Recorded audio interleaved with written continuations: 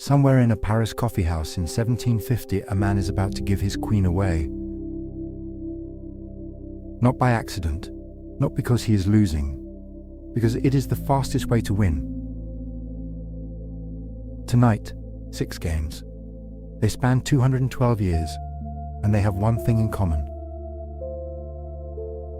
In every single one of them, the player who won had their queen taken off the board first.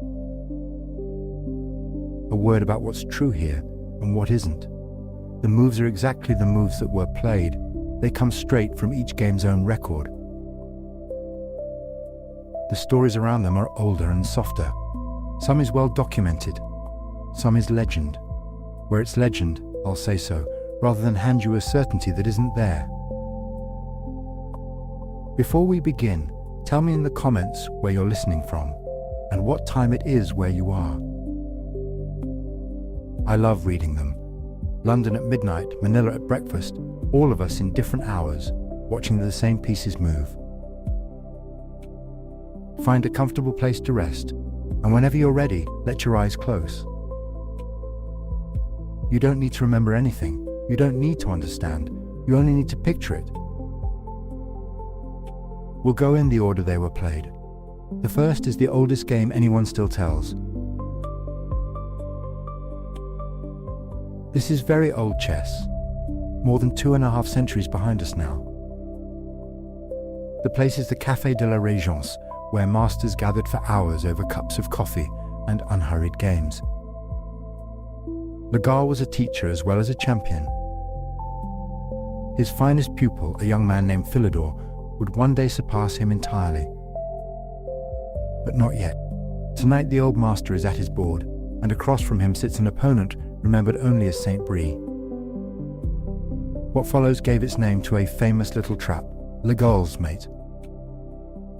This was the romantic age of chess, long before clocks and theory, when a player prized a daring attack far above a safe little point. Legal de Caire Moore was the reigning lion of that age, the strongest player in France through the middle of the century, holding court at this single board for years on end. He gave odds to almost everyone, often a whole night, and still won, and from his chair the modern French school of chess was quietly born. His pupil Philidor would carry that school out into the world and write the book that taught Europe how to play. But the master left only this one game behind. Of his opponent, almost nothing is known. A gentleman called Saint Brie, a name kept alive by a single evening, and by the trap he walked into. 2.5 centuries later, that trap is still the first thing a child is shown when learning to beware a gift. It has outlived everything else about both men. The queen offered up like a gift, 3 small pieces stepping quietly forward, a net closing around the king in one of the oldest and loveliest tricks in all of chess.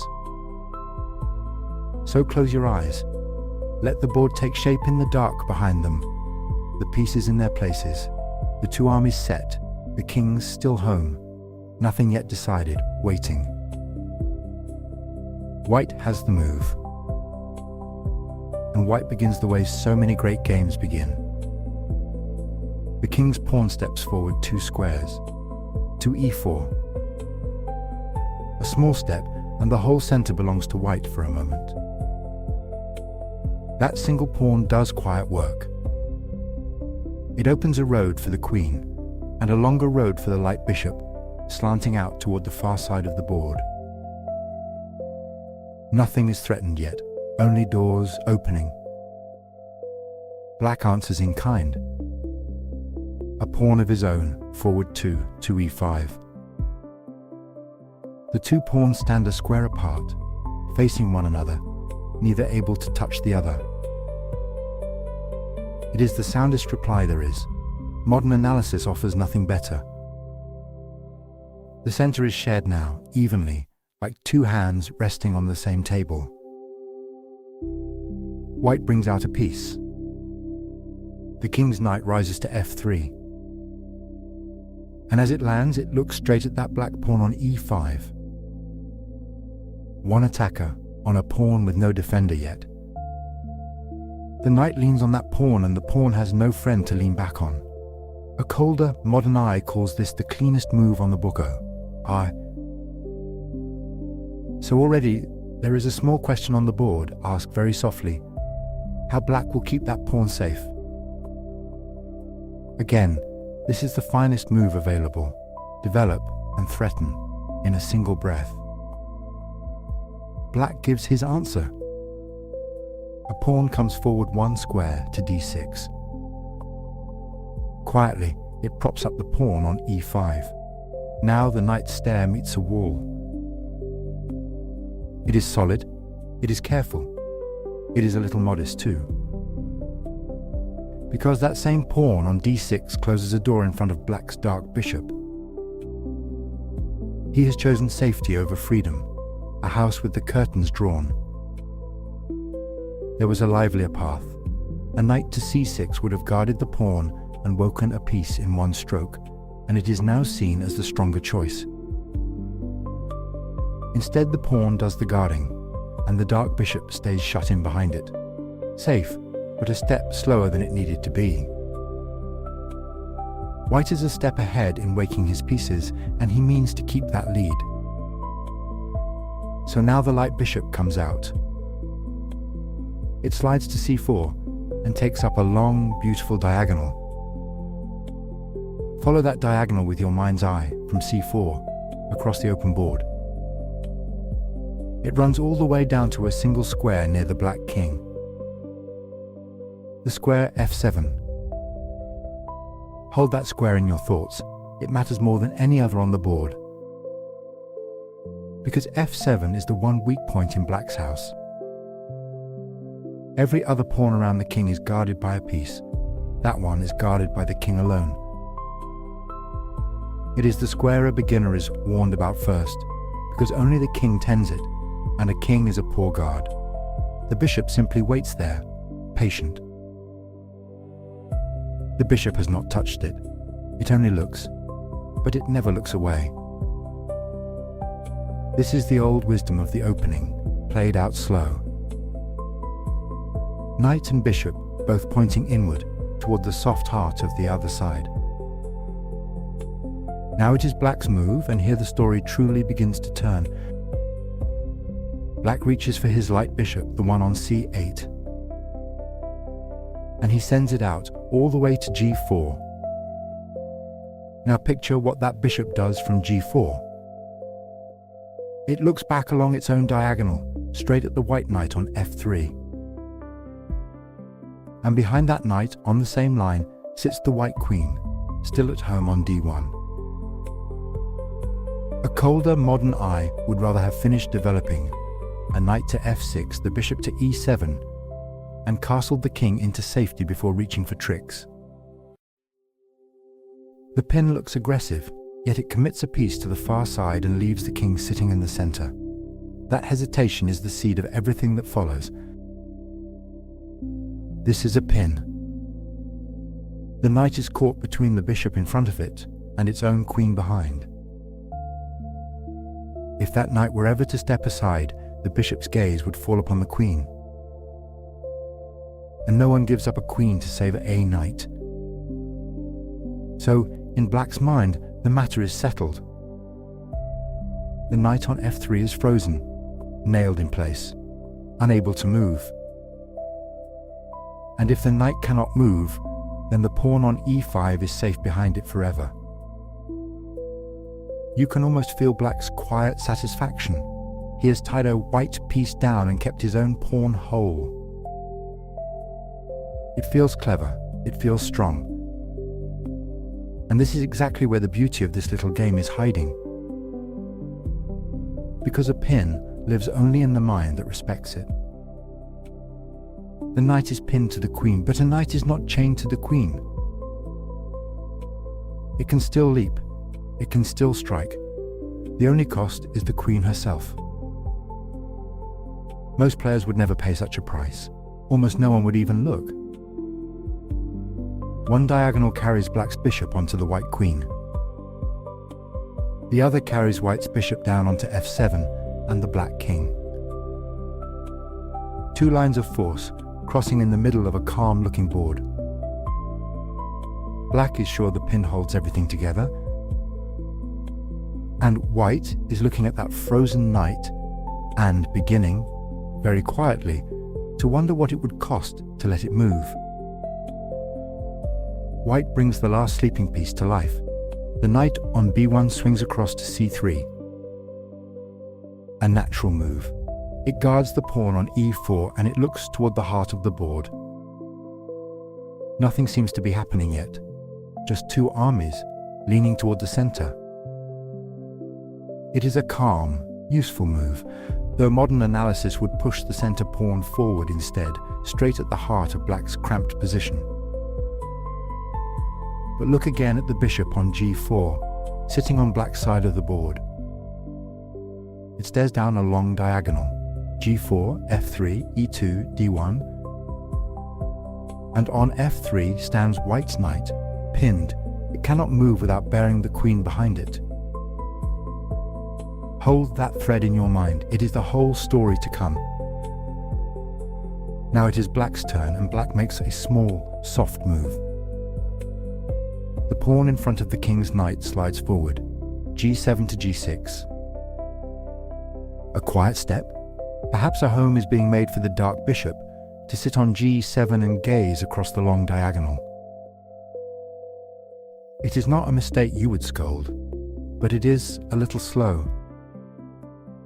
The patient path was a knight to c6, developing a piece and guarding the pawn on e5.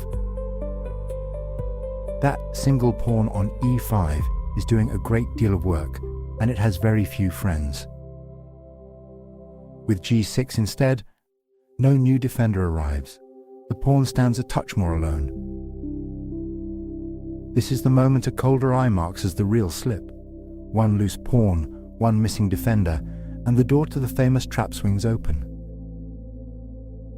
A small thing, the kind of thing that only matters if someone is paying very close attention. White is paying very close attention. And now comes the move this whole game is remembered for. The pinned knight moves. From f3, it leaps forward and takes the pawn on e5. Let that settle for a moment. The pinned knight has moved. The shield has stepped aside, and behind it the white queen sits on d1, suddenly in the open. The bishop on g4 looks straight down the diagonal at her. Nothing stands between them now. And here is the secret the pin hid. The knight does not merely escape, it captures, and it strikes at f7 and the pawn shield in the same breath. Modern analysis confirms it cold. This is simply the best move on the board, and White stands clearly better whatever Black now chooses. To almost any eye, this looks like a terrible blunder. White is simply hanging the queen. Take the queen, and surely White is lost. That is what the position whispers. But it is a lie. This is the famous trap. The queen is bait. White has seen further than the loss of the queen. White has seen all the way to the end. Now Black must choose, and here the game turns on a single decision. There was a safe road.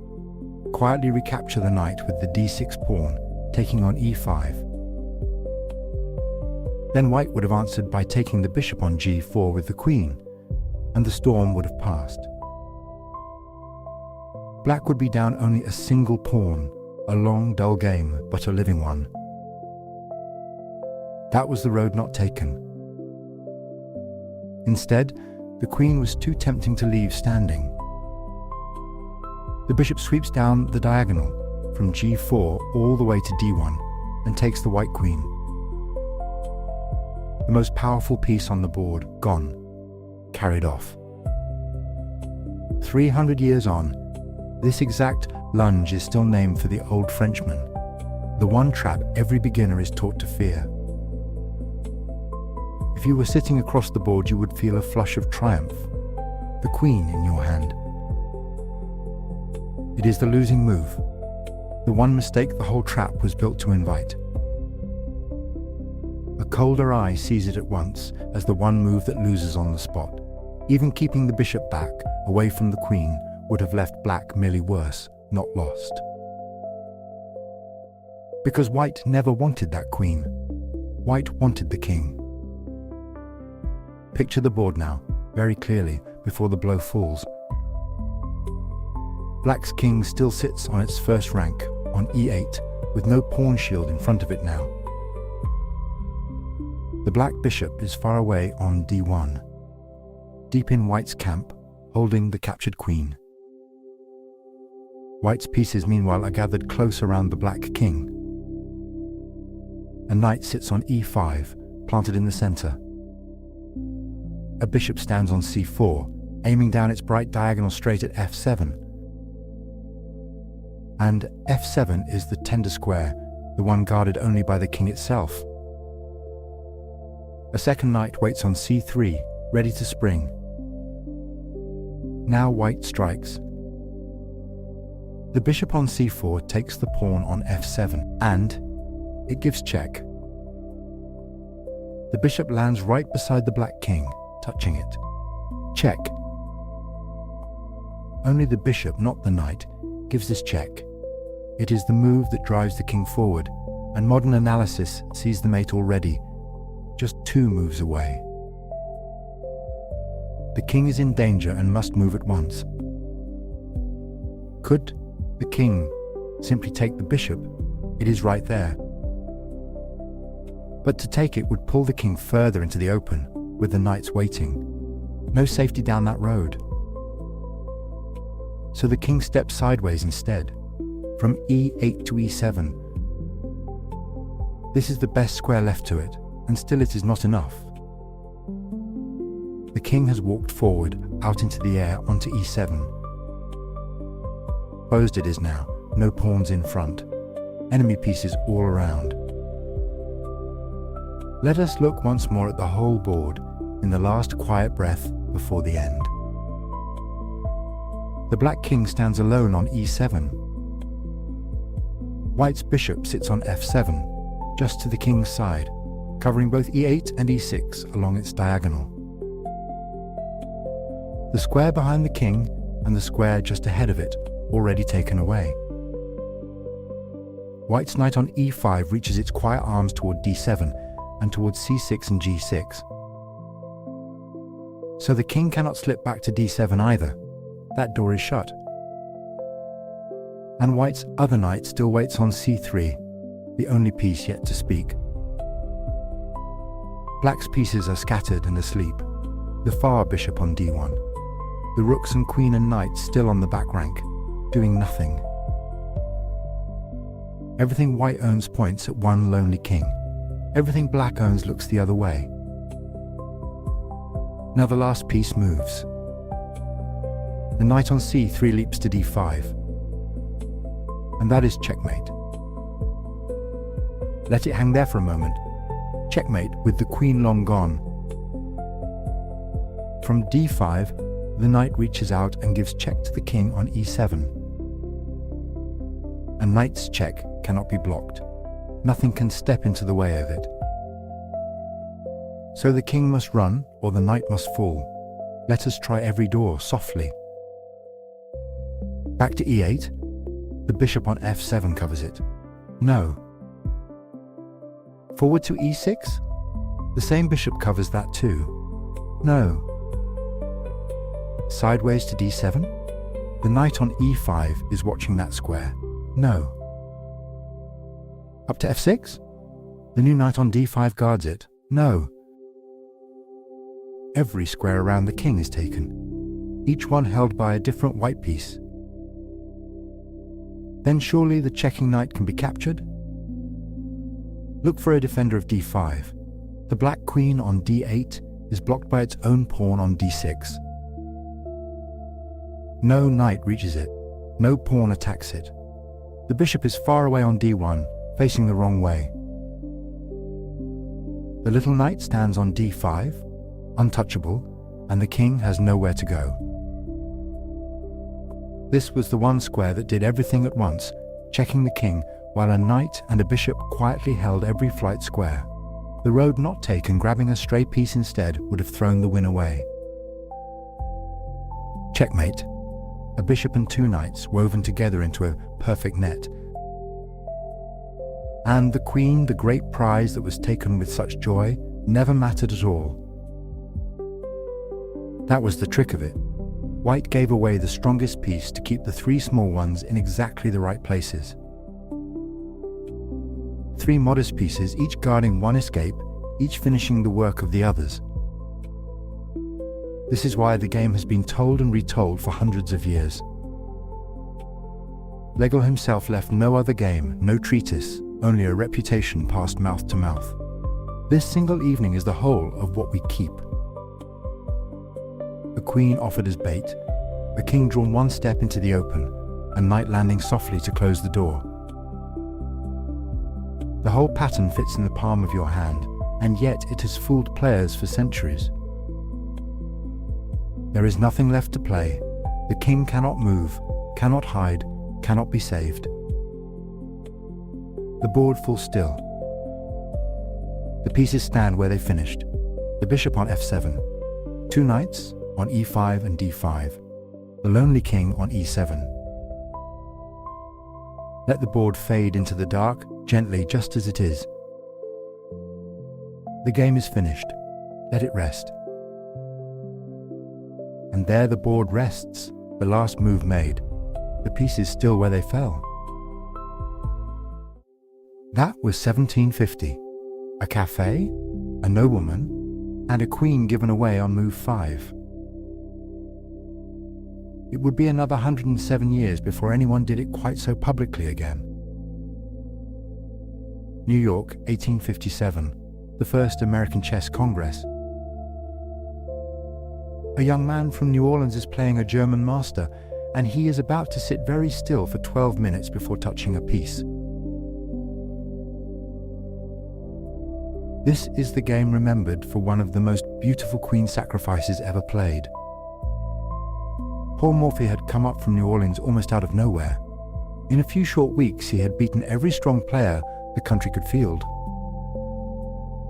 He was not even a professional. He was a young lawyer, too young yet to practice, simply waiting out the months until he came of age.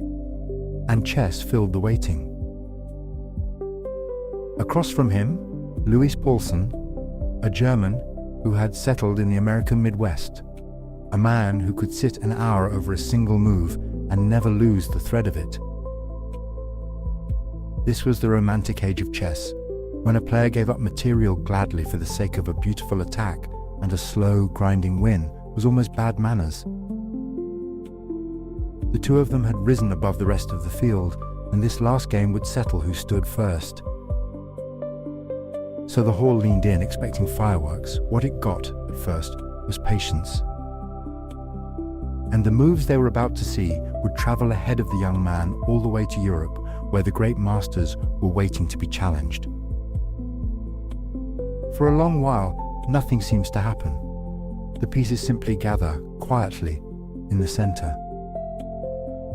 And then Morphy does something astonishing. He gives away his queen. Not a loud sacrifice, not forcing, just deep and patient and sure. They say Paulsen sat and thought for more than an hour before he dared to take it. Slowly the bishops and rooks close in and the wind takes shape. It helped make young Morphy famous across the world. Black is Morphy, white is Paulsen. Let it unfold slowly. Close your eyes now and let the board take shape in the dark before you. White moves first, and the first move is the oldest one there is. The king's pawn steps forward 2 squares to e4. Black answers in kind. A pawn to e5, square against square in the middle of the board. 2 pawns, face to face, neither able to take the other. The game leans on them like a hinge. White brings out a knight to f3, leaning on the black pawn at e5. Black defends it the simplest way, a knight to c6. Now white calls up the second knight to c3. and black mirrors him, a knight to f6. 4 knights out, 2 on each side, the position even and unhurried.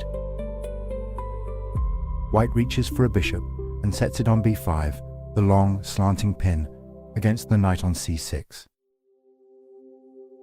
Black does not flinch into defense. The dark bishop swings out to c5, pointing across the board toward White's castled corner to come. A colder, modern eye slightly prefers a small knight thrust here instead, but the bishop, aimed across at the empty corner, is the move of a player who already smells the attack. See it for a moment. Both sides developed, both kings still in the center, every piece looking outward. White castles, king to g1, rook to f1. The king tucks behind its pawns. Black castles too, the same side, king to g8. 2 kings now in their corners, the board open and ready between them.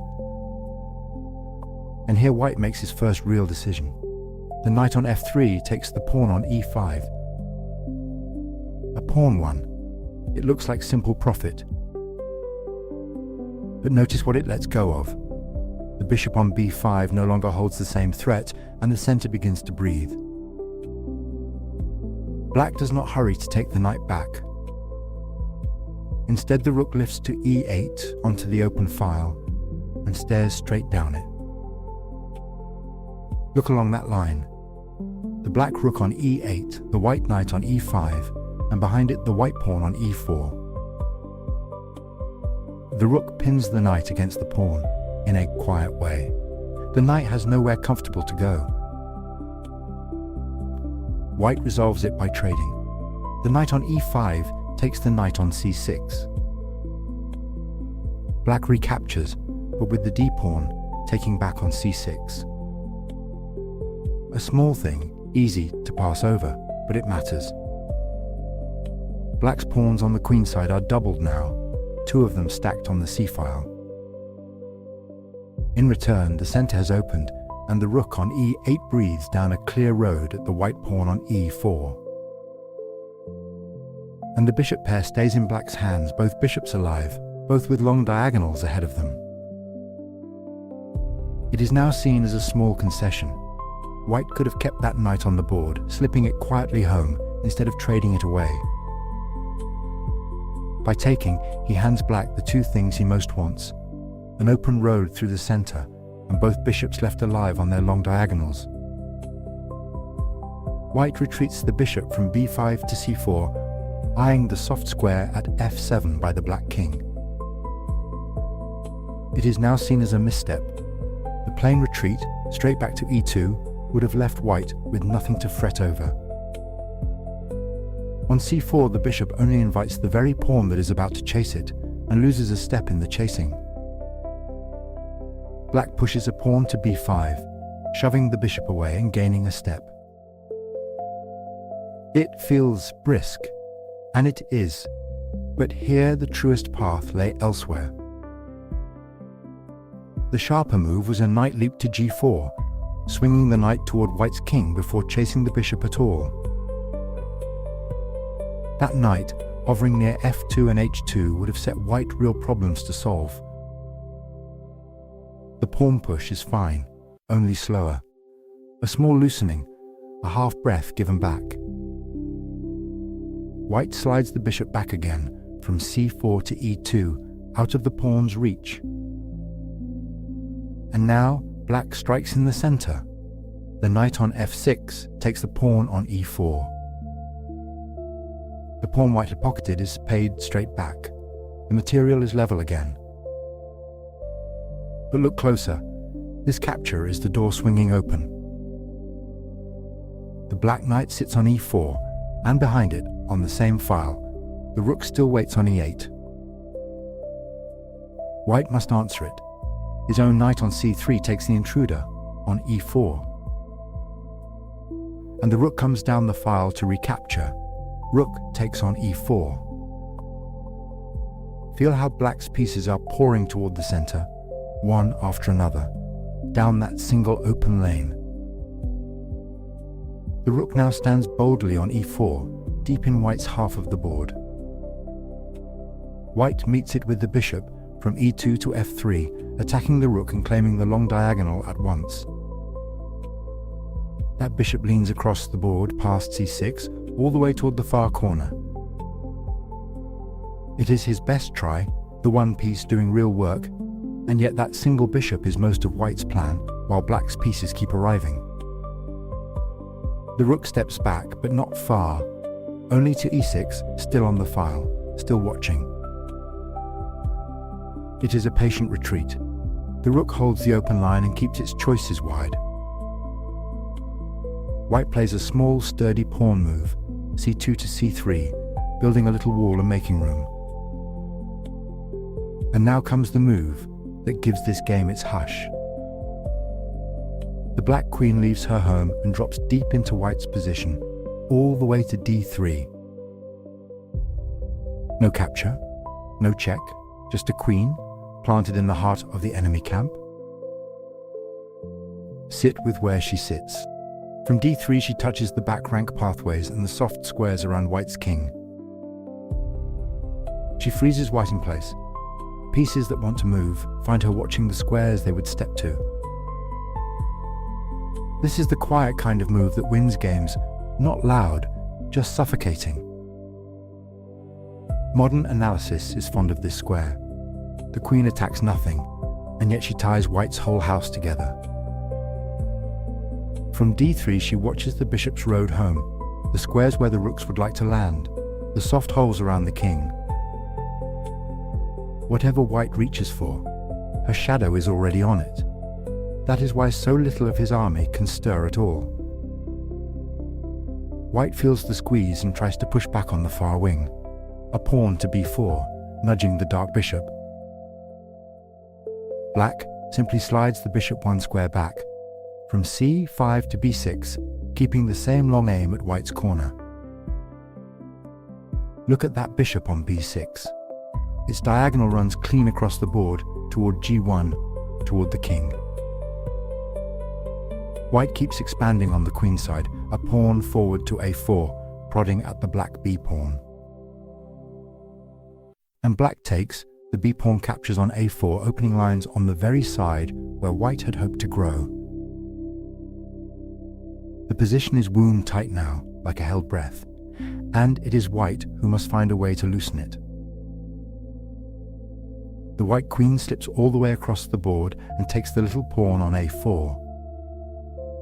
It looks like nothing more than a free pawn, one far from the king's. Black answers softly. The light bishop steps from c8 to d7. A quiet move, but not the best one. On b7, the bishop would have looked straight down the long diagonal toward the white king.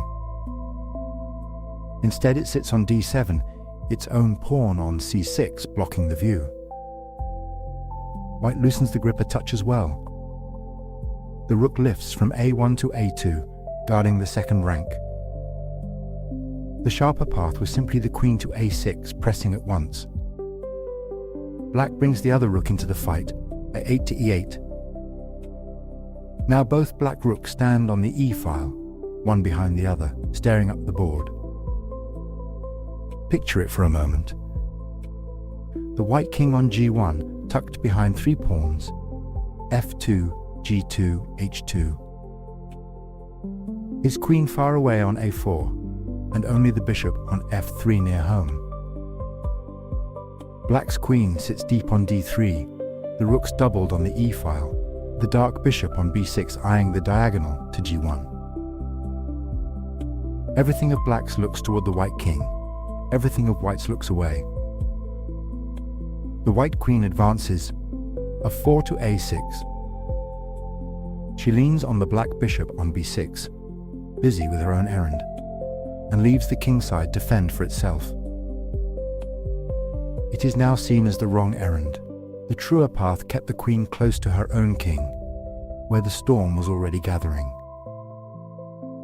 Instead she is the whole length of the board away, chasing a bishop while the door behind her stands open. And here black plays the move this game is remembered for. The queen from d3 takes the bishop on f3. No check, no shout. Just a queen laid quietly against a pawn. If white were to look away, the queen would have won a piece outright, and the king's cover would start to crack. But the capture begs to be answered. The pawn on g2 can take her. And white takes, g2 takes f3. The greatest piece on the board, given up for a bishop and a pawn. Modern analysis confirms what Morphy saw by feel alone. This is the strongest move on the board, and it is already winning. The point was never the bishop she takes. The point is the pawn beside the king, which must capture her in return. Had white somehow left the queen alone, she would simply have carried off a piece and kept her place deep in his camp. So the pawn takes, and in taking, it steps off the file in front of its own king and tears the last cover away. But look what the capture has done. The g-file is torn open, straight to the white king on g1. And a black rook is already waiting to use it. It swings from e6 to g6. Check. This was the whole idea, folded inside the gift. The queen was given so that this rook could reach the open lane to the king. The king has no shelter on the open file. He hurries into the corner, g1 to h1. Now the second bishop joins from d7 all the way to h3. It stands one step from g2, and the threats begin to gather around the cornered king. White reaches back for help. The rook from f1 to d1. A small misstep. Better to have hurried the queen home to d3 to defend. It is now seen as the moment white could have clung on a little longer by hurrying the queen back to defend the very squares the bishop is reaching for. Black does not wait. The bishop drops onto g2. Check. The king steps off the corner, back to g1.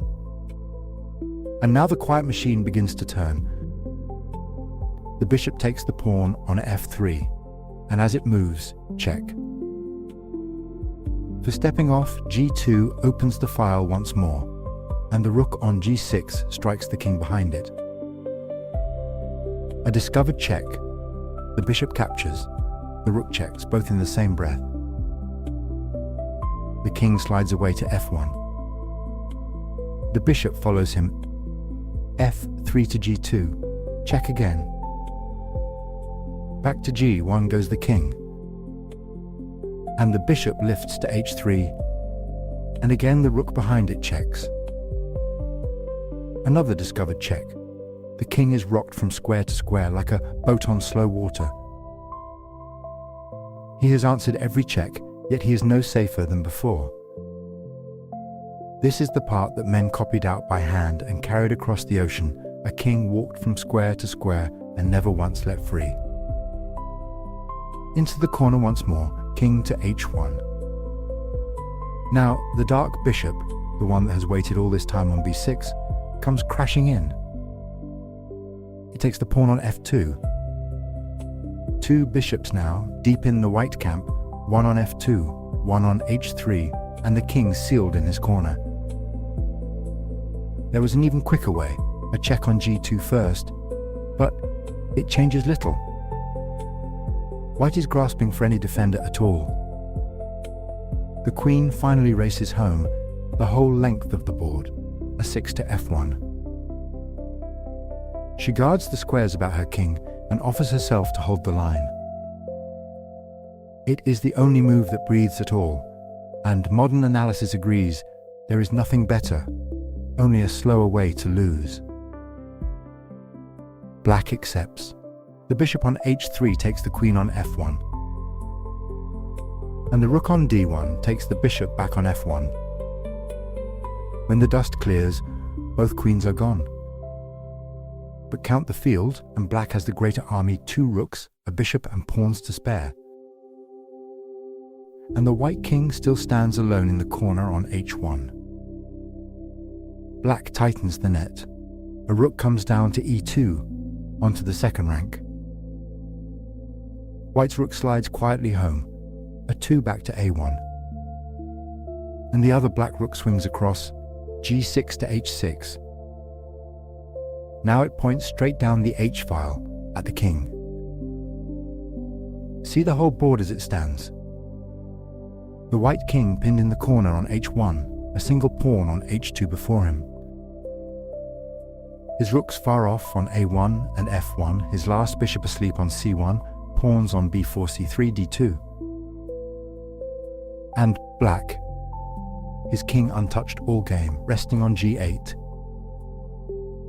A rook on h6 bearing down the h-file, a rook on e2 along the second rank, a bishop on f2 holding the dark squares by the king.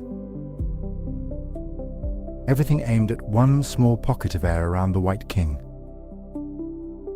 White pushes a pawn, d2 to d4, hoping to wake the sleeping bishop on c1 and send it to the defense. It is the last hope, and black closes the door on it. The bishop slides from f2 to e3. Quiet again, no check. Just a bishop, coming to rest on one square. But that one square decides everything. Consider the position. By leaving f2, the bishop clears the whole second rank for the rook on e2. Now that rook guards the pawn on h2 and the square right beside the king. And from e3, the bishop covers g1, the king's only door out of the corner. So picture the blow that is coming. The rook on h6 takes the pawn on h2, and that is check. The king cannot take the rook back. The other rook, on e2, guards that square along the rank. He cannot flee to g1. The bishop on e3 holds it shut. He cannot slip to g2. Both black men cover it. There is no piece to throw in the way, and no square to hide in. That capture on h2 is mate, and against it white has no answer. And the bishop on e3, set down without a sound, is what makes it so. The whole storm, the queen given away, the king hunted corner to corner, comes to rest on this one silent square. A queen sacrificed not with a roar, but with a whisper. They say Paulson needed the better part of an hour to take that queen, and at the end of it could find nothing better than to take. Within the year the game had crossed to Europe, and the name New Orleans had given the world began to mean something to every player alive. And the mate that follows arrives the same way. The white king stands in his corner with nowhere left to go. The board is still now. The pieces have said all they mean to say. It is finished. Let that board dissolve. The pieces go back to their homes. 50 years pass. Chess changes. It grows careful and professional and much harder to attack in. Lodz, 1907. A mill town in Poland, all brick chimneys and smoke. And a quiet, anxious man named Akiba Rubinstein is about to leave a rook where anyone could take it. Then another. It was a game from another world. The romantic age of chess was just then fading, an era when masters chased a beautiful attack far more eagerly than a safe little point. Lodz was a great mill town then, crowded and growing, a place where a strong chess culture had taken root among its players. Across the board, two of its sons. The white pieces belonged to Georg Rotluey, barely into his 20s, a rising talent with a brilliant career seemingly ahead of him. That career would be cruelly short. Illness would soon end his play, and he would die young, leaving only a handful of games, this one chief among them. The black pieces belonged to Akiba Rubinstein, born poor, one of many children, who came to the game late and gave his whole life to it. He was quiet, shy to the point of suffering, and over the board he was something close to perfect, calm, deep, exact, drawn always to the clean and lasting move. In the years just after this game, he was perhaps the strongest player alive, and many believe he was the finest never to wear the world crown. The title match he earned was never played. War came, then hardship, then a long illness of the mind, and the crown stayed forever out of reach. But on this winter evening, none of that had happened yet. There was only a young man with the white pieces, and a master with the black, and an even position between them. What they built together over the next hours would outlast them both, and be studied for more than a century as one of the most admired combinations in all of chess. It begins as an even thing, a slow, patient struggle for the center, with nothing yet to mark it as legend. And then, near the end, Rubinstein begins to give the pieces away, one after another, in a flowing storm of sacrifice, until Louis has no defense left to find and can only lay down his king. Close your eyes now, and let the board take shape in the dark, 64 squares, the pieces waiting, the first move about to be made. The board waits, the pieces in their ranks. White has the first word. And the first word is spoken in the center. The queen's pawn steps forward to d4. 2 squares, a flag planted in the middle of the board. Black replies face to face. The pawn to d5. 2 pawns toe to toe, and neither willing to give way. White brings out a knight from g1 to f3. It leans toward the center, unhurried. Black answers with a small pawn move, e7 to e6. It opens a path for the dark bishop and steadies the pawn on d5. White plays just as softly, a pawn to e3. Modest squares on both sides, no fireworks, only 2 players laying their foundations. Then black pushes the c-pawn forward to c5. A question put to white's center. The pawn on d4 must answer it. White strikes on the wing instead. The c-pawn to c4. Now the tension rises. Pawns lean on one another across the middle.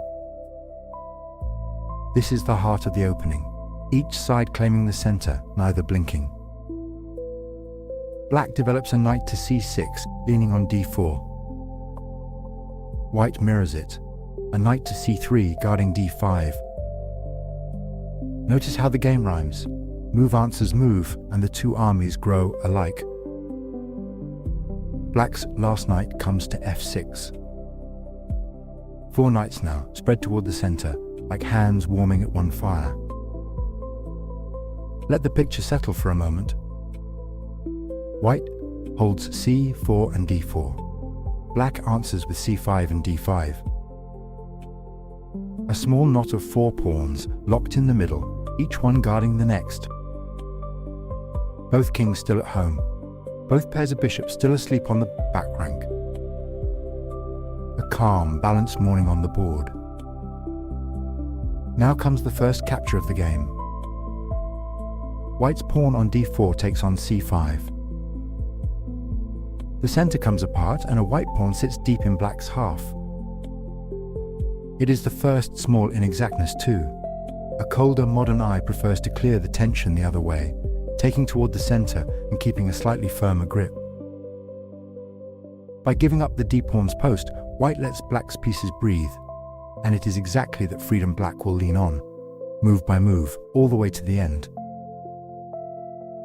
Black takes it back at once. The dark bishop sweeps out, from f8 all the way to c5. An even trade, but look at what black has gained. That bishop is awake now, aimed clear across the board toward white's side. From c5 it watches the squares near the white king before the king has even moved. This is the truest path too, the strongest reply played without hesitation. White answers with a quiet pawn to a3. Easy to pass over, but there is a plan folded inside it. It readies the b-pawn to push forward, to take space and to chase that bishop along. Black echoes it, a pawn to a6. The mirror again. Black prepares a push of his own. Now white expands. The b-pawn lunges to b4. It nudges the black bishop, telling it to move along. The bishop steps back to d6. Not a retreat in spirit. It settles on a fine diagonal, looking toward white's kingside, toward the square h2. A patient piece, choosing its line for the long game still to come. White develops the other bishop now, out to b2. A fianchetto, the bishop tucked low behind its own pawns. And from there it gazes down the great diagonal from b2 toward g7 and the squares by black's king. Two dark bishops now, one on each side, each pointed at the other's home. Hold that thought. It will matter, later, more than you know. Black castles on the king's side. The king slips to g8. The rook hops over to f8, safe behind its pawns. White lifts the queen to d2. It joins the rooks together and lends quiet weight to that long dark diagonal. Black's queen rises to e7. Off the back rank, ready to swing toward the kingside if the moment asks. White moves the light bishop to d3. Now it points along its own diagonal, toward h7, toward the black king. So both light bishops are aiming at the enemy castle as well. 4 bishops, 4 diagonals, all leveled at the two kings. The symmetry is almost eerie. Black chooses this moment to break the center open. The pawn on d5 takes the pawn on c4. Lines open. The middle clears, and the pieces feel all at once suddenly free. This is the sharpest path again, both players walking their narrow, perfect line. White's bishop recaptures on c4. Both armies are light on their feet now, poised, lean, nothing wasted. Black pushes the b-pawn forward to b5. It strikes at the bishop and seizes space on the queen side in the same breath. Gaining room and gaining time, the bishop must move once more. And it does. White's bishop drops back to d3. Home again to that same hungry diagonal, leveled once more at h7 and the black king. Black lifts the rook from f8 and slides it quietly across to d8. It settles behind the d-file, behind a line that may one day open. White answers softly. The queen steps from d2 over to e2. A small move, but hold that queen on e2 in your mind. It will matter more than it looks. Now black wakes the last sleeping piece. The light bishop comes from c8 to b7. From there it breathes along the great diagonal, staring down the long road toward white's king. And white finally tucks the king away. Castling short, king to g1, rook to f1. Both kings are home now, and the pieces lean inward toward the center. Then black plays for contact. The knight on c6 springs to e5. It lands right in the heart of the board, eyeing the bishop on d3 and the squares near the white king. White does not hesitate. The knight on f3 takes the knight on e5. And black takes back. The dark bishop swings from d6 onto e5. Now the bishop sits proudly on e5, raking down the diagonal toward h2. This is the trade black wanted. The dark bishop no longer merely watches that long road, it owns it, and the soft pawn beside the white king is suddenly within reach. White gives it a gentle shove. The f-pawn goes to f4. The bishop must step back, and it slips home to c7. But notice, even from c7 it keeps that long diagonal, still patiently aimed at h2. White claims more ground. The pawn pushes to e4. Black brings up the reserves. The rook on a8 slides to c8. Now, both black rooks point into the center, loaded and waiting. Here white pushes once more, the pawn from e4 to e5. It strikes at the knight on f6 and grabs space. But this is a small slip. A quiet rook lift instead. f1 to f3 would have braced the kingside first.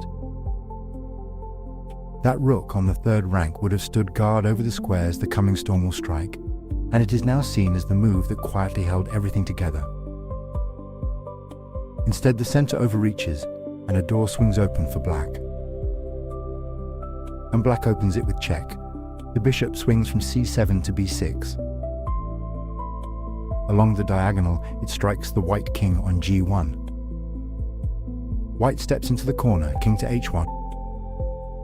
Now the knight leaps from f6 to g4. It does not flee the pawn that chased it. It advances toward the king. From g4 it covers h2 and f2, the soft squares beside white's castle. Notice the daring of it. The pawn on f4 could simply take this knight, and yet to take it would tear open the gate beside the king and let the whole black army pour through. So the knight cannot really be touched. It sits there, untakeable, lending its quiet weight to every threat that follows. Keep that knight in mind. It is the quiet heart of everything that follows. White's bishop steps out from d3 to e4. Now two bishops face each other down the long diagonal. White's on e4, black's on b7. And between them, only the white knight on c3 is holding that bishop on e4 in place. Here white had one last chance to break the spell by simply taking the knight on g4 and accepting a hard, lesser game. It is now seen as the only road that did not lose. Instead, white reached for the bishop and left that single knight on c3 carrying far too much weight. Black is about to show how much. Black brings the queen into the storm from e7 all the way to h4. Now, look what gathers around h2, the queen on h4 and the knight on g4. Both of them stare at the little pawn beside the king. The threat is mate. The queen takes h2, the knight guards her there, and the king has nowhere to run. White must do something about it. So white plays the pawn to g3. It attacks the black queen on h4, and it does something quieter and cleverer. It opens the second rank. Now the white queen on e2 sees clear across to h2. So h2 is guarded after all, the mate is gone, and the queen on h4 must move. And here black answers with thunder. Ignoring the attacked queen entirely, the rook on c8 crashes down onto c3. It takes the knight, the very knight that was holding the bishop on e4. Without that knight, the bishop on e4 hangs by a thread. And the black queen still stands on h4, attacked, simply offered up. This is the hinge of the whole combination. The rook does not save the queen, it removes the one piece guarding the bishop and dares white to take the larger prize. If white declines and saves the bishop instead, the storm only grows, and modern analysis agrees there was no longer any quiet harbour left to reach. White accepts. The g-pawn takes the queen on h4. Black is down a whole queen now. A queen for a knight. White might have grabbed the loose bishop in the corner first, a small delay, but a colder modern eye finds that even that only postpones the same flood. The position is already past saving. By every ordinary count, this should be lost. But black is not counting material. Black is counting the squares around the king. Now comes the second blow, soft and deadly. The rook on d8 glides down to d2. It attacks the white queen on e2, the very queen that was guarding h2. Two black rooks now sit deep in white's camp on c3 and d2. Each rook does a single ruthless job. One has stripped away the knight. This one now drags the queen off the square from which she guarded the king. Neither can be safely ignored. If the queen runs, the attack breaks through, so white takes the rook. The queen on e2 captures the rook on d2. But the queen has been lured off the second rank, and h2 is bare again.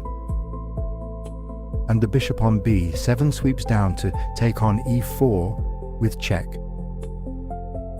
The diagonal to the corner lies open, e4, f3, g2, h1. Every capture so far has been in service of this one open line. The bishop did not need to take much, it needed only to see the king, and now it does. The bishop's eye runs straight into the white king. White must block, and there is only one way. The queen comes back to g2. It stands between the bishop and the king, but now it is pinned, frozen on the spot.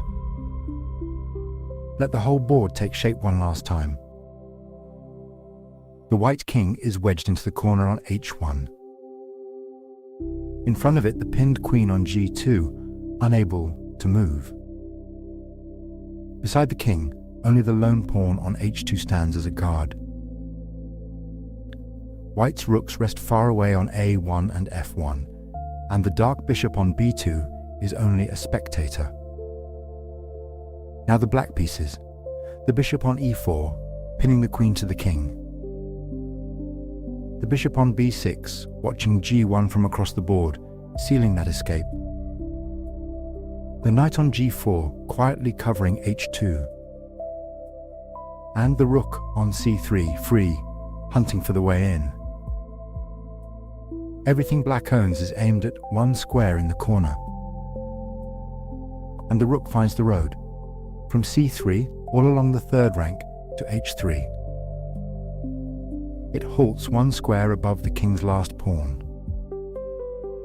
This is the last quiet step, and it is now seen as the cleanest of several winning paths, the one that leaves white with nothing at all to answer. And here we see why this ends the game. Black threatens to take on h2 with the rook, and that would be mate. Picture it. The rook captures the pawn on h2, right beside the king. The queen on g2 cannot take it back. She is pinned by the bishop on e4. The king cannot take the rook. The knight on g4 is guarding that square. And the king cannot flee to g1. The far bishop on b6 covers it. No capture, no flight, no block. That is checkmate. And white has no way to prevent it from coming. Take the bishop on e4. The rook still mates on h2. Run the queen off that diagonal. The bishop's check is the same answer. There is simply nothing left to try. So white stops the clock and resigns. A queen was given away. A rook was given away. And the few quiet pieces that remained did the rest. A bishop, a knight, and a single rook, woven into a net the king could not slip. This is the game they would come to call Rubinstein's Immortal. Won not by force of numbers, but by the geometry of a few perfect lines. Every piece on its square, each one guarding the next. There is nothing left to play now. The board can go still. Let it rest there, in the corner, in the dark. 3 years later, and a little further south. Vienna 1910, a coffee house with marble tables, where the chess is played between newspapers. This next game is the shortest of the 6. 11 moves from start to finish. The queen goes on move 9, and the game ends 2 moves later. Reti is barely past 20 here, still years from becoming one of the great thinkers the game would remember. In time he would lend his name to a whole opening and write some of the most admired books the game has ever known. Tartakower is the other half of the picture, clever, sharp-tongued, famous for the jokes he scattered across the board. He would become famous for his sayings that the winner is the one who makes the next to last mistake, that no game was ever won by resigning. They are friends and rivals both, the kind who meet again and again over coffee and a chessboard. This is the romantic age of chess, when a player prized a beautiful attack far above a safe little point, and a sacrifice, freely given, was the highest art of all. Vienna in those years was one of the great homes of the game, its coffee houses thick with masters arguing over the board late into the night. This particular evening, their game runs short and swift, hardly more than a handful of moves. They met like this, often two sharp minds testing each other over coffee, neither yet at the height of the fame that waited for them both. But folded inside it is a single thunderclap, one offering at the very end that no one who sees it ever forgets. It is often called the most famous miniature in all of chess, a complete game, begun and finished, in fewer moves than most games take to leave the opening. More than 100 years on, it is still shown to beginners on their first day, and still admired by masters on their last. A tiny game, with one unforgettable surprise waiting near the close. So close your eyes now, and let the board take shape in the dark. 16 pieces aside, untouched, waiting. The pale squares, the dark ones, the two armies facing each other across the middle, ready to begin. White has the move. And the first thing to break the stillness is a pawn. The king's pawn sliding forward 2 squares to e4. A single foot soldier, alone in the center, claiming the ground around it. It is the oldest opening move there is. Open the lines, let the bishops breathe. A colder, modern eye would just as soon push the other center pawn first, but this is a matter of taste, not of right and wrong. Now black must answer. And the answer is soft. Not a charge into the middle. Just a small step, the c-pawn, from c7 to c6. 1 quiet square forward. This is the Caro-Kann, a patient defense. Black is not rushing to meet white in the center, not yet. That little pawn on c6 is laying a foundation. Because next, black wants to push the d-pawn forward, and when it comes, the c-pawn will be there to support it. Build first, strike later. White does not wait. The second pawn comes up beside the first, the d-pawn, forward 2 to d4. Now picture it, 2 white pawns, side by side on e4 and d4. A broad wall across the center of the board. This is exactly what white wants, space, room for the pieces to pour out behind that wall. The strongest move on the board and the most natural. And now black makes good on the promise. The d-pawn steps out from d7 to d5. Straight up the board until it stands face to face with the white pawn on e4. Feel that tension for a moment. The black pawn on d5 and the white pawn on e4 are staring at each other on the diagonal. Either one could take the other. And behind the black pawn stands the little one on c6, guarding it, ready to recapture if white strikes first.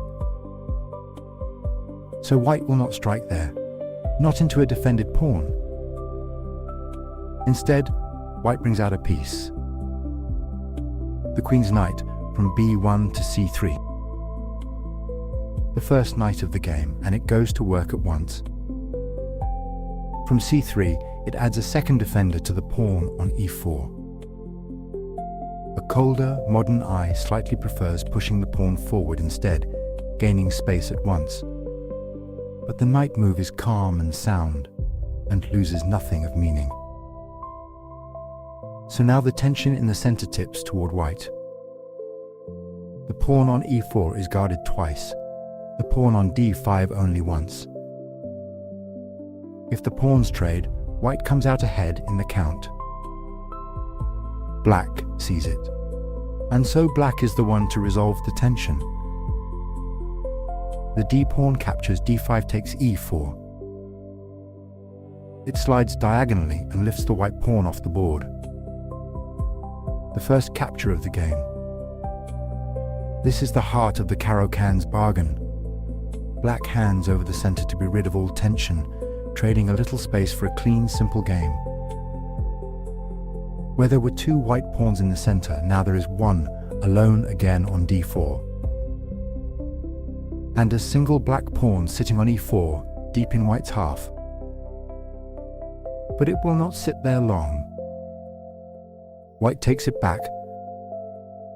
The knight on c3 leaps to e4, scooping up the pawn. Now see where that knight stands. Right in the heart of the board on e4. A knight in the center is a knight at its strongest. From there it reaches out in every direction, squares on both wings, deep in black's position. This is the whole point of the Caro-Kann.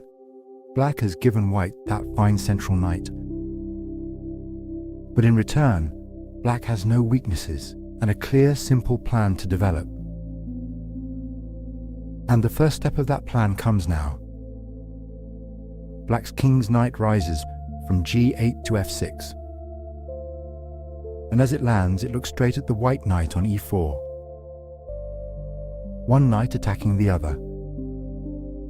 It is the most natural move on the board and the soundest. Black develops a piece and asks white a plain question at the same time. The white knight is challenged. It cannot simply stay. Now the usual thing here is quiet and clean. White trades, knight takes knight on f6, and the game flows on, even and untroubled. Or the knight just steps aside, back to a safe square, and life goes on. But this white has something else in mind. The queen comes out, from d1 to d3. An early move for the most powerful piece, and it is no accident. From d3, the queen reaches up to the knight on e4 and props it up. So white refuses to trade. The knight on e4 stays exactly where it is, now defended by the queen behind it. It is now seen as a small indulgence. The simplest path was just to trade the knights off and play on equal terms. But Reti wants more than equal terms. The queen on d3 is quietly aimed up the board towards squares the black king has not yet thought about. It is an ambitious choice, a little provocative. White is saying, I like my knight in the center and I will keep it there. And something about that queen out so early seems to invite black to push back. So black pushes back. The king's pawn jumps forward too, from e7 to e5. And with that single step, the calm cracks. Look at what e5 does. It strikes directly at white's lone pawn on d4. A colder, modern eye would rather have simply taken the white knight in the center first, keeping things quiet and equal. This thrust is more ambitious, and a touch loose it opens lines while the black king still sits in the middle, and that will matter more than anyone can see right now. Pawn challenges pawn, right in the center. Black is throwing the door open, fighting for the middle of the board, daring white to make something happen. If white takes, d4 captures e5, then the lines fly open, and that black knight on f6 is no longer tied to home. Pieces will come loose. The queens will begin to feel each other across the board. This is the moment the game stops being an opening and starts becoming a fight. Two armies, most of them still at home, but with the centre about to catch fire. The white knight glowing on e4, the queen behind it, the pawns crossing swords on d4 and e5. And it is white to move, with a choice to make, and the whole shape of the game waiting on it. The board waits, and it is white to move.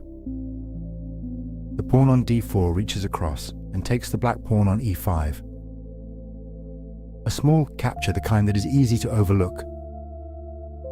But that white pawn now stands on e5, and it leans forward against the black knight on f6. And notice, the white queen on d3 and the black queen at home are now staring along the same open lines. The pieces are beginning to find each other. Black does not pause. The black queen slides out from d8 to a5 and gives check. A long, thin diagonal from a5 all the way down to the white king on e1. It is a natural check, but a colder modern eye would first snap off the white queen on d3, a simpler road that keeps black firmly ahead. By checking instead, black leaves that white queen alive on the board, and it is exactly that queen which will deliver the blow at the end. The king cannot ignore it. So the bishop steps from c1 to d2 and closes the door on the check. The simplest answer and the best one. And quietly important, the bishop steps onto d2, where in a few moves it will stand between its own rook and the enemy king, a piece that blocks now and will spring later. Now the black queen swings forward and takes that pawn on e5. She sits in the very center of the board on e5. And from there she stares at the white knight on e4, a single step ahead of her. Black is a clear pawn ahead now, the center bristling with his pieces. Everything looks well, but his king is still uncastled, and that is the crack in it all. The knight looks lost. Surely it must move. But white has a different thought. Instead of saving the knight, the white king makes himself safe. King and rook move together, castling the long way to the queenside. The white king tucks away to c1, and the rook swings across to d1. Feel where that rook now points straight up the open d-file. This is the move behind the whole combination. Reti ignores his hanging knight entirely and instead loads the open file, pointing the rook at the heart of black's position. Hold it there in your mind on d1, patient, watching the column. Black accepts the gift. The knight on f6 captures the knight on e4. A clean pawn ahead, pieces in the open black must feel the game is his. And yet this is the very moment it slips away. From here, modern analysis sees a forced mate. Every black reply now leads to the same quiet end. There was no saving move left. The trouble was already woven into the position, waiting only for white to draw the final thread. But look once more at the e-file, from top to bottom. At the very top, the black king, still on e8, never castled. Below him, his own queen on e5, and below her, the knight freshly landed on e4. King and queen one above the other on the same open line. And nothing of white stands between them now. On d3, the white queen has been waiting all this time. Very still. And now she moves. The white queen lifts from d3 and travels the whole way to d8. To the back rank, to the side of the black king himself. Check. Stay with this a moment. The mightiest piece on the board has placed herself where the king can simply take her. right next to him on d8, and she has no protection at all. The rook on d1 would dearly love to guard that square, but its own bishop, sitting on d2, blocks the way. So this is no clever defense, no hidden support. It is a queen offered up freely for nothing. And it is the one move that wins. Anything slower lets black wriggle free. Only this gift, given at once, holds the king fast. The point is not the queen at all. It is the square she vacates and the square she drags the king onto. She dies to open the file. And the king has no choice but to accept. The check leaves him no block and nowhere to run. His own pieces hem him in. So the black king takes the white queen.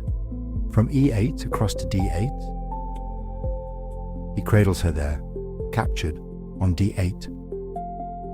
But see what the king has become. He has been drawn forward onto the open d file. Out in front of that waiting rook on d1. Only the bishop on d2 still stands between them. And that bishop is about to step aside. The white bishop glides from d2 up to g5. Check. Another long diagonal, g5, f6, e7, down to the king on d8. And as the bishop leaves d2, it clears the square behind it. Now the rook on d1 looks straight up the file, at the king, with nothing in the way. This is the whole machine working at last. The bishop checks on one line, while the rook wakes on another. Two pieces, two fires, and the king with only one door. The black king is caught between two fires at once. He cannot remain on d8, the rook commands it. He cannot flee to e8 either. For then the rook would fall to d8, and that would be the end. Just one road stays open. Every other square is taken from him, by the rook on the file, by the bishop on the diagonal, by his own crowded men. One step, and only one. The black king steps away to c7. Off the diagonal, off the file, out into the open, searching for air. The black king, alone now, on c7. And gathered all around him, his own pieces, close and powerless. The white king sits quietly on c1, and most of white's army still sleeps at home. Two pieces awake. Two pieces are all that white will need. And the move that ends it is a soft one. The bishop travels back along the long diagonal from g5 to d8. It comes to rest just one square from the black king. Check. And here the game ends. This is mate. The same bishop that gave the first check now gives the last, returning along its diagonal to the square the queen died on. Let us walk slowly through why the king cannot move. He cannot take the bishop on d8. The rook on d1 guards it, straight up the open file. He cannot run to d7, nor to d6. That same rook covers every square along the line. He cannot slip away to b6. The bishop, from d8, watches that diagonal too. And every other door is shut by his own men. The knight on b8, the bishop on c8, the pawns on b7 and c6. His own army holds him fast, while the bishop touches his shoulder. There is no capture, no block, no escape. Checkmate. A queen given away and two small pieces left to finish the work. The whole game turned on that single offering at d8. Reti was barely past 20 when he played it, and it followed him all his life, the young man who gave away his queen to a friend and won. The gift the king could not refuse and could not survive. Richard Reti against Saverly Tartakower in Vienna, long ago. A handful of moves, and an ending remembered for more than 100 years. The pieces are still now. The kings can stay exactly where they stand. The game is finished. Let the boards soften, the squares fading, the lines going loose in the dark. Let the board clear one more time. Hastings, on the English south coast, 1922, a seaside town in winter. This one is the longest game of the night and the strangest. Black lets white take a rook, then the queen, then another rook, and never stops walking a single pawn down the board. Across the board sits Efim Bogoljubov, a powerful player and a great rival, holding the white pieces. The opening will be the Dutch defense. Black's fighting, stubborn answer to the queen's pawn. It is a long game, unfolding over more than 50 moves, in no hurry to reveal itself. Slowly, patiently, Black builds pressure across the whole width of the board, from one edge to the other. And then, near the end, a storm of pawns comes rushing toward the far rank. One after another, they threaten to become new queens, and white cannot stop them all. The combination is so rich, so deep, that it is often called Alekhine's finest achievement. Close your eyes now and let the board take shape in the dark 64 squares, the pieces waiting in their places. The board is set, and it is white to move. Bogoljubov reaches out and pushes his queen's pawn 2 squares to d4. A calm classical beginning. He wants the center. Alekhine answers not with symmetry, but with a small act of defiance. His f-pawn goes forward to f5. The Dutch defense. Black stakes a claim on the king side and quietly promises trouble later. White broadens his grip, the c-pawn to c4. Black brings out a knight from g8 to f6, eyeing the center squares. Now white chooses a gentle modern plan. The g-pawn steps to g3, opening a home for the bishop on the long diagonal. Modern analysis likes this best, the fianchetto, patient and flexible. Black replies in kind, a pawn to e6, freeing his own light bishop. White's bishop slides out to g2, and there it settles, gazing all the way across the board. Then Black's dark bishop leaps to b4 and gives check. The white king must answer. A bishop comes to d2, quietly blocking the check. Alekhine trades it off at once. His bishop captures on d2, check again. And white recaptures, the queen's knight taking on d2. A small, even exchange. The position breathes slowly.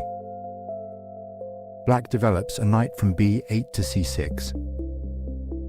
White brings his last minor piece into play, the knight from g1 to f3. Now the kings look for shelter. Black castles kingside, the king tucking away to g8, the rook swinging to f8. White castles too, his king to g1, his rook to f1.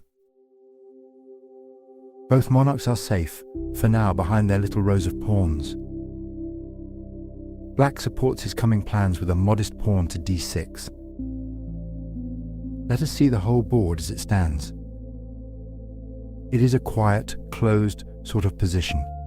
Pawns face each other in the center. White's bishop on g2 rakes the long light diagonal, but Black's pawns on e6 and f5 stand in its way. Both sides have castled short. Both are still gathering their forces. The game will be decided not by a quick blow, but by whose plan runs deeper.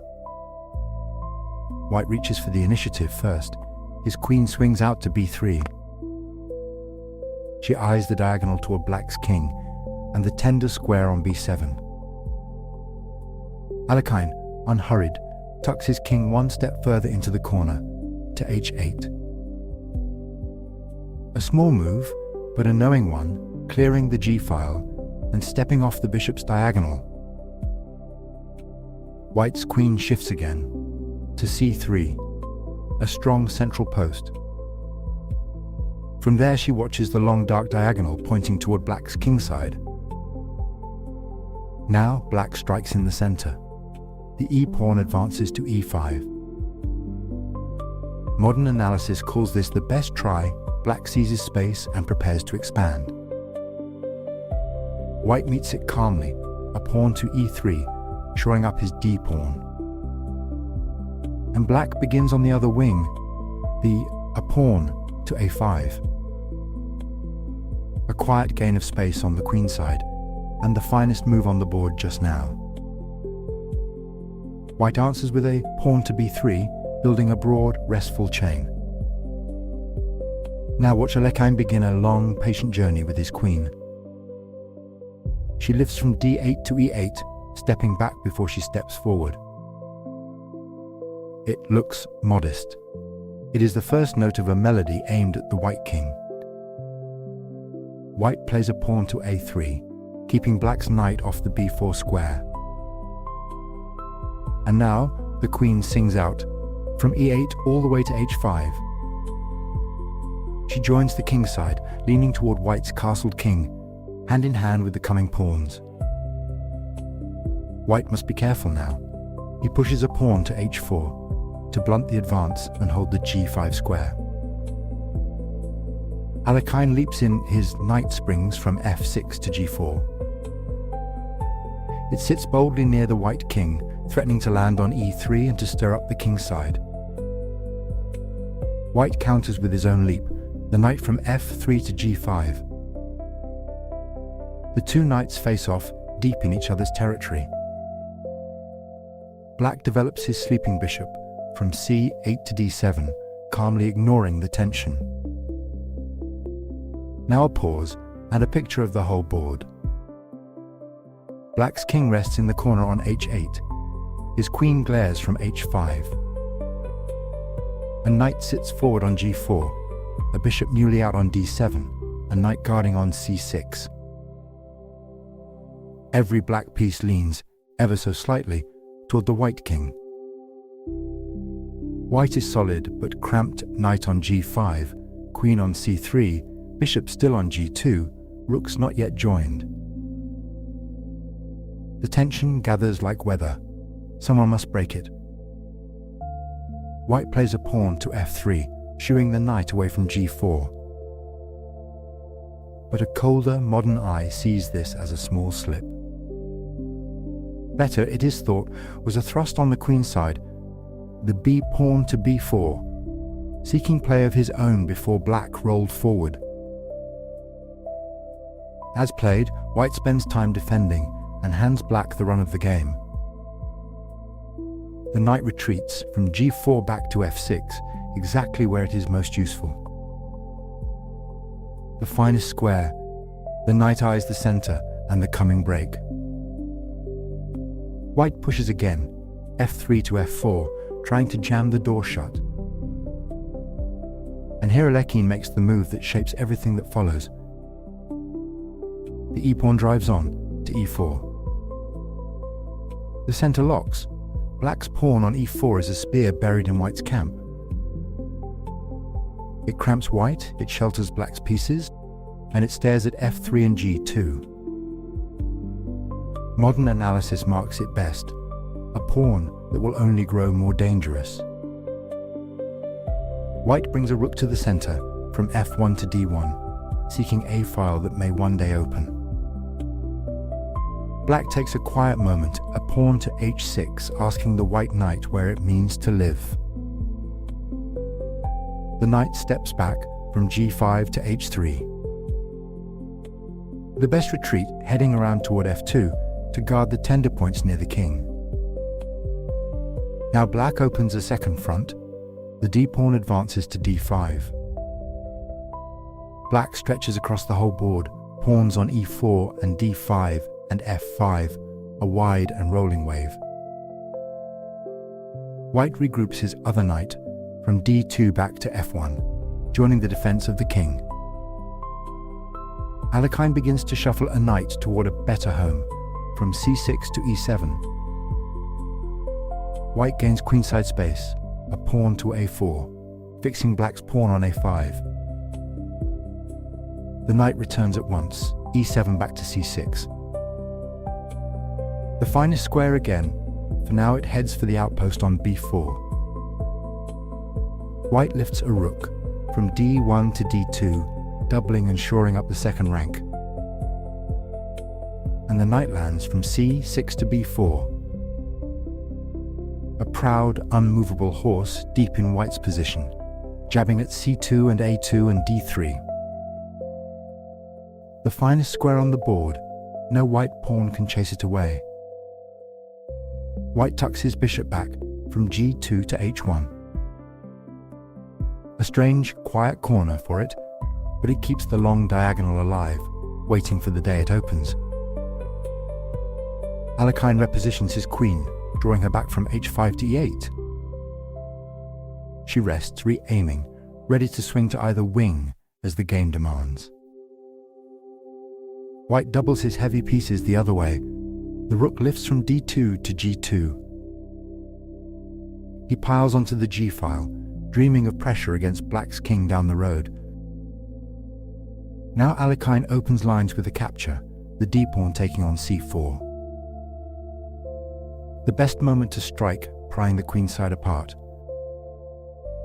White recaptures, the b-pawn taking back on c4. The finest reply, holding the pawns together. And now a small sharp gain. Black's bishop swoops from d7 to a4, snatching the pawn there. It slips behind White's lines and takes on a4, a clean pawn in hand. The best move, and the surest. Black is now a pawn to the good, and still pressing. Let us see the whole board once more. Black's forces coil around the white king, a knight anchored on b4, a bishop raiding on a4, the pawn spear on e4. The queen waits on e8, the king safe in the corner on h8, and knight poised on f6. White is tangled, bishop buried on h1, rook on g2, knights on h3 and f1 hunting for air. The whole position leans black's way, like a hillside about to give. White tries to untangle, the knight stepping from h3 to f2. It reaches toward the e4 pawn, and the light squares, looking for something to hold. Black calmly withdraws his raiding bishop from a4 back to d7, pawn pocketed, piece safe. No hurry. Alekhine keeps every thread taut and lets White strain against them. White shuffles his other knight back into the fray, from f1 to d2. He gathers his pieces toward the center, trying to breathe, trying to blunt the pressure on e4. And there the knight comes to rest on d2, as White braces for the storm still building around him. Black is to move, and a pawn steps quietly forward to b5. It leans against the white pawn on c4, asking a small question in the corner of the board. White answers by drawing a knight back from f2, home to d1. A modest square, but from there it guards the soft points around the white king. Now black's other knight leaps in to d3. Deep in the white position, planted like a splinter that cannot easily be pulled out. White's rook swings down the open file and takes the pawn on e5. A pawn in hand, but far from the storm that is gathering. Black pushes again. The pawn goes to b4. And now it touches the white queen on c3. The queen is attacked. She must move, or be shielded, or be given away. But White has a blow of his own. The rook drives on to a8 and takes the black rook. Rook for rook in the far corner. Two players trading blows, each ignoring the other's threat, both racing. And here, the quiet, astonishing heart of it. Black does not save the queen. Black does not recapture the rook. The little b pawn simply takes. It captures the white queen on c3. A pawn swallowing a queen and standing now on c3. Look at what hangs in the air. White has taken a rook far away on a8. Black has taken the queen with a pawn, and that pawn is one step from turning wild. White strikes back. The rook slides from a8 across to e8 and takes the black queen. Queen for queen, rook for rook, the great pieces falling away like leaves. But the pawn on c3 does not care. It steps to c2. One square from the last rank. One square from a crown of its own. White's rook, still deep in black's camp, takes the rook on f8 with check. The black king answers, stepping aside to h7. Now white turns to the runner. The knight comes to f2, trying to weave a net around that c-pawn before it can promote. Too late. The pawn reaches the final rank and becomes a queen on c1 with check. From nothing, a pawn has crowned itself, and she strikes along the first rank at the white king. White blocks. The knight drops back from d2 to f1, filling the gap. The king breathes, shielded for the moment. Black brings the other knight into the fire from d3 to e1. It eyes the rook on g2 and crowds the white king in his own corner. The rook slips out of reach, up to h2. And black's new queen reaches out and takes the pawn on c4. White's far rook goes hunting, sliding across to b8. Black offers a shield. The bishop comes to b5. White takes it, rook captures the bishop on b5. And black takes back, the queen recapturing on b5. Let the board settle in your mind for a moment. White's king sits in the corner near g1, guarded by knights on f1 and f2, a rook on h2, a bishop still resting on h1. His pawns hold the middle and the king side, d4, e3, f4, and the marching g and h pawns. Black has a queen on b5, a knight deep on e1, another on f6, and loose pawns on c7, e4, f5, g7, and h6. Two queens have already come and gone. What remains is a knife fight in the endgame. White pushes a pawn to g4, striking at the black pawn on f5. Black answers with a sting. The knight springs from e1 to f3 check. It sits right in front of the white king, unwelcome and close. White takes it at once, the bishop swinging from h1 to capture on f3. And black recaptures with a pawn from e4 onto f3. A black pawn rests on f3 now, right against the white king's door. White's g-pawn takes on f5. Black's queen glides to e2, deep and menacing. She ties white down, one step from the back rank. White has runners of his own and pushes the d-pawn to d5. The black king takes a cautious step from h7 to g8. White's h-pawn rolls on to h5. And the black king returns back to h7. White pushes in the center the pawn to e4. Black's knight snaps it off from f6, taking on e4. White's knight takes the knight from f2 onto e4.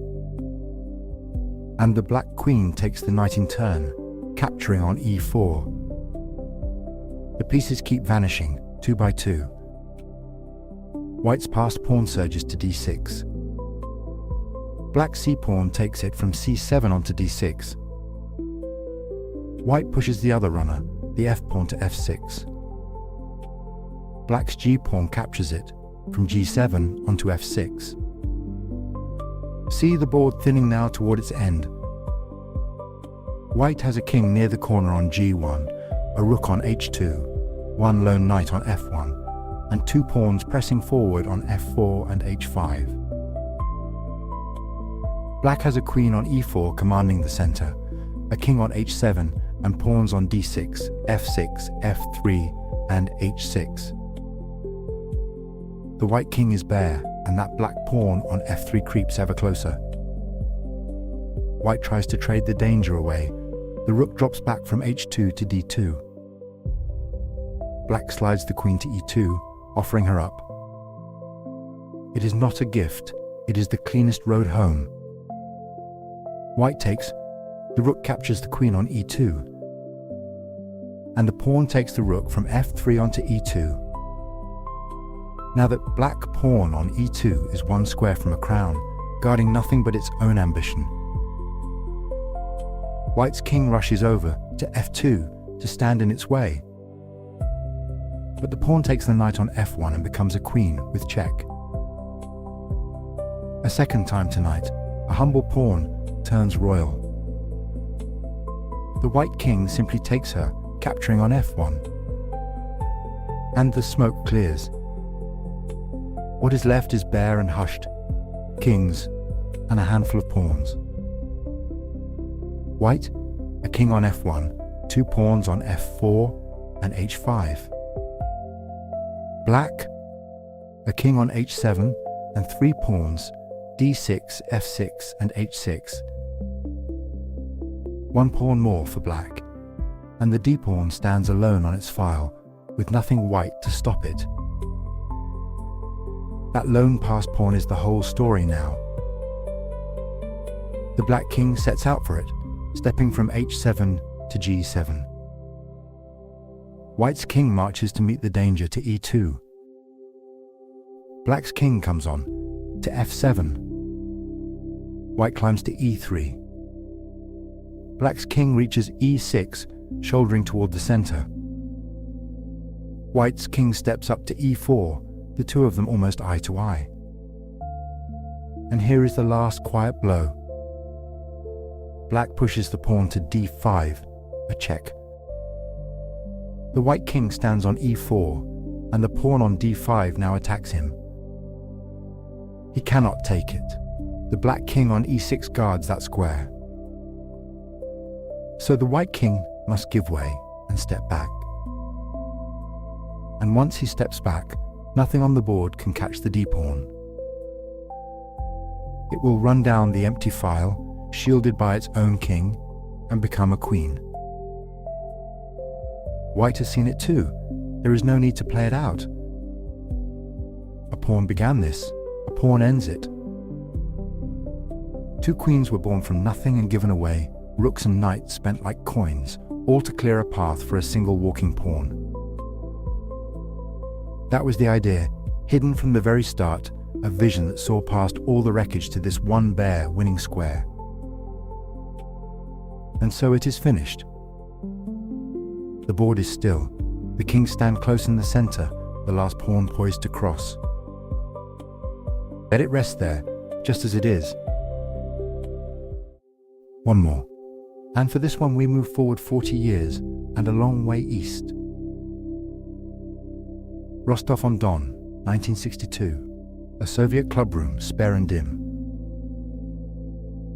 By now, the game is studied and catalogued and defended much better than it was in 1750. It makes no difference at all. On move 12, the queen goes again, and the attack runs for 18 more moves without her. Chernikov would not get his quiet game. Early on, Nezhmetdinov does something that seems to defy all reason. He gives up his queen, the strongest piece on the board, and asks for almost nothing back. In its place, he keeps two small pieces, working together in perfect harmony. And the black queen, for all her power, finds she has nowhere useful to go. Many have called it one of the greatest queen sacrifices ever played. It has been studied and loved for more than 60 years now, and tonight we'll watch it unfold, slowly. Close your eyes and let the 64 squares take shape in the dark before you. So, let the board take shape in the dark. Two armies, still whole, the pieces waiting in the quiet before anything has been decided. White moves first and pushes the king's pawn 2 squares to e4. Black answers on the other wing. A pawn slides to c5, the Sicilian, an old and stubborn reply. White brings out a knight to f3, reaching toward the center. Black develops a knight of his own to c6. Now white strikes in the middle. A pawn advances to d4. Black takes it. The c-pawn captures on d4. And white recaptures, the knight from f3 coming down to d4, sitting proud in the center. Black chooses a quiet, patient setup. A pawn steps to g6. This is the dragon. Black will fianchetto his dark bishop and aim it down the long diagonal like a drawn bow. White develops the last knight to c3. And black completes the idea. The bishop settles on g7, staring clear across the board toward white's corner. White develops the dark bishop to e3, a calm supporting move. Black brings the king's knight to f6, eyeing the center. Now white places the light bishop on c4, its gaze fixed on the soft square in front of black's king. Black tucks the king away, castling on the king side. King to g8, rook to f8. White slides the bishop back 1 square to b3, out of harm's way and still aimed at f7. Let us hold the picture here for a moment. White is uncastled still, but coiled, knight strong on d4, both bishops trained on the king side, queen and rooks ready behind them. Black sits behind a snug little fortress on g8, that long dark bishop humming on the great diagonal. It is a dragon, and both sides know the dragon can catch fire. And now black reaches out with a bold, provocative move. The knight leaps from f6 to g4. It attacks the bishop on e3, offering a trade and daring white to move the queen. White does not retreat the bishop. Instead, the queen sweeps out and snaps up the knight, capturing on g4. A small surprise. White would rather have his queen in the open air than shuffle a bishop back. But black had a sting waiting. The knight from c6 crashes down onto d4. It captures the proud central knight, and suddenly it forks, hitting the bishop on b3 and threatening a nasty check on the soft c2 square. The quiet opening has become a brawl. White steps the queen sideways to h4. From h4, the queen leans toward the black king and keeps an eye on the loose pieces around the board. Black brings his own queen into the fight, out to a5. It guards. It eyes the knight on c3. It looks toward white's queenside. Both queens are prowling now. At last white castles, kingside. The king slips to g1, the rook to f1. Safety and a rook brought to life. Let us look again, because the storm is close. White's queen stands on h4, far advanced, staring down at the dark squares near black's king. That knight on c3 has its eye on the d5 square, a beautiful outpost, deep in black's half. Black's knight sits strong on d4, his queen is out on a5, and his dark bishop still guards the home of his king from g7. That bishop is the one wall standing between white's queen and the dark squares around the king. Remember it. Now black makes a natural, tempting move. The bishop swings from g7 to f6. It attacks the white queen on h4, and it seems to gain a tempo, chase the queen, then get on with the game. Modern analysis calls this the best try, and yet it walks straight into one of the most famous replies ever played. Because the queen does not run. White plays it. The The queen captures on f6. Take a moment with this. The queen has taken the bishop, and it stands right next to black's king, defended by nothing.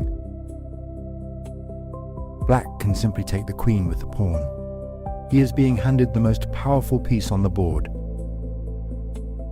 This is the sacrifice this whole game is remembered for. Why give up the queen? Feel the shape of it. That bishop on f6 was black's dark square guardian. Gone, the squares around his king go bare and grey. White will get a bishop and a knight for the queen, and a pawn-torn king with no dark squared defender left alive.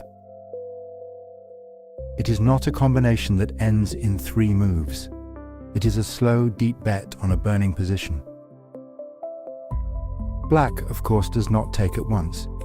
He has a check to throw in first. The knight jumps from d4 to e2, check. A clever in-between move, grab a tempo, snatch a piece, before recapturing the queen. White must answer the check, and does so the strongest way. The knight from c3 captures on e2.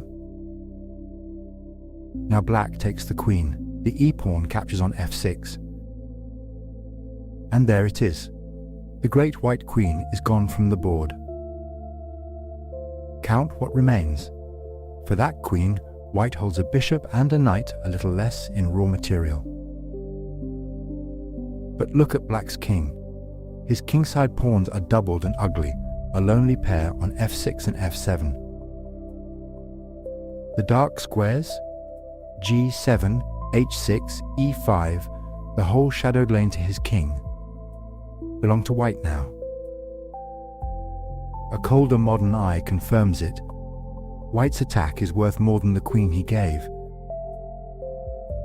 This is the wager Nezhmetdinov made, and everything that follows is him proving it, patiently, piece by piece.